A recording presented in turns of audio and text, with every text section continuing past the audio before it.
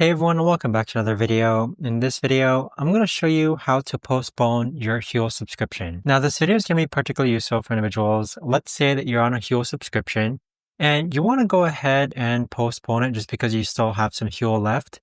How do you actually go ahead and push it back? Now, this video is going to be short, sweet, and simple, guys. There's not going to be a lot of steps involved. Now, in order to do this, let's first log onto our account. Then in the upper right-hand corner, click on your profile icon, then click on My Subscriptions. Now, as you can see here, we have our renewal date. You're going to click on Manage Subscription. And what we'll do is that we're actually going to go ahead and click on Edit Date.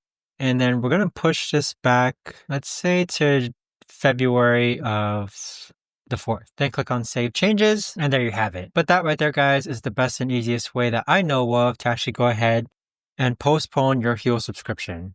If you guys know of a better or easier way to actually do this, let me know in the comments down below. I would love to know. Thanks so much for watching, everyone, and I'll see you guys all in the next video.